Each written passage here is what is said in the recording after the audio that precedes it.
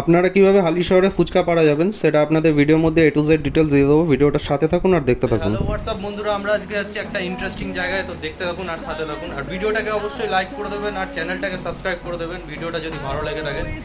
তো দেখতে থাকুন আর সাথে থাকুন আমাদের সাথে। আমরা চলে এসেছি আমাদের ডালা ফেরিঘাটে। এখান থেকে আমরা যাব হালিশহরের উদ্দেশ্যে।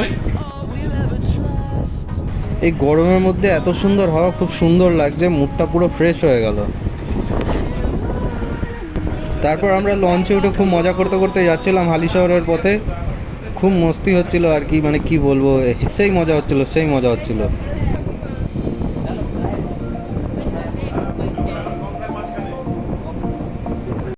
তারপর আমরা গাইজ চলে এসেছি আমাদের গন্তব্যস্থলে। এটা হলো হালিশহরের ফুচকা পাড়া গাইজ। হ্যাঁ গাইজ, এটাই হলো সেই ফেমাস হালিশহরের ফুচকা পাড়া, যেখানে সব বাড়িতে ফুচকা তৈরি হয়। তারপর আমরা এখানে কিছুক্ষণ ফুচকার দোকানে এদিক ওদিক ঘুরছিলাম, ঘুরে ঘুরে জিজ্ঞেস করছিলাম কোথায় কি দাম। তারপরে এক জায়গায় বসলাম, এখানে 1 টাকা করে জল ফুচকা পাওয়া যায়। এখানে বসে পড়লাম আমরা ফুচকা খেতে গাইজ। তারপর ফুচকা খাওয়ার পর আমরা একটা গঙ্গার পাশে ছোট তীর্থস্থান রয়েছে ওখানে, সেখানে আমরা ঘুরতে চলে এলাম। তারপর এখানে এসে আমাদের একটা ছোট্ট সাথীর সাথে দেখা হলো। আপনারা যদি এখানে আসেন, তাহলে আপনারা যদি শিয়ালদা লাইন হয়ে আসেন, তাহলে আপনারা কাঁচরাপাড়া নেমে 85 বাস ধরে তারপর শহীদপল্লী বলবেন। শহীদপল্লীতে নেমে আপনারা খুব সহজে জিপিএস দেখে চলে আসতে পারবেন।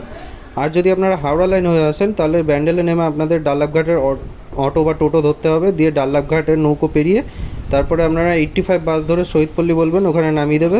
ওখান থেকে আপনারা খুব সহজেই চলে আসতে পারবেন। এই যে এইখানে এই ছোট্ট সাথীটার সাথে আমাদের দেখা হলো। ছোট সাথী অনেকক্ষণ ধরে আমাদের সাথে কথা বলতে চাইছিল, কিন্তু কথা বলতে পারছিল না, যেহেতু আমরা ওখানে ছিলাম না। তো আমাদেরকে দেখেই ও ফার্স্টে এরকমভাবে কথা বলছিল। এখানে ও বলতে চাইছে যে ও তোমরা কারা তাই জিজ্ঞেস করছিল। আমরা অতিথি। অতিথি অতিথি অতিথি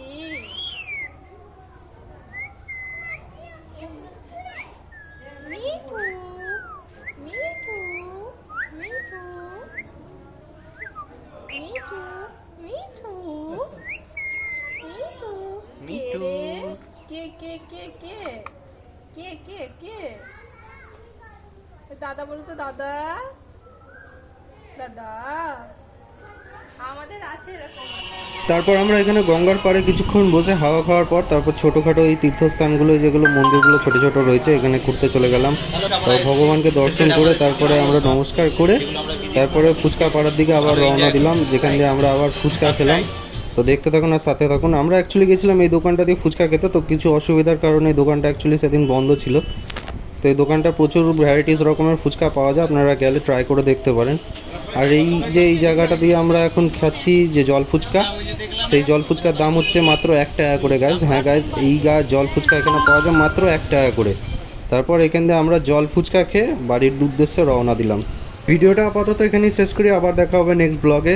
থ্যাংক ইউ গাইজ।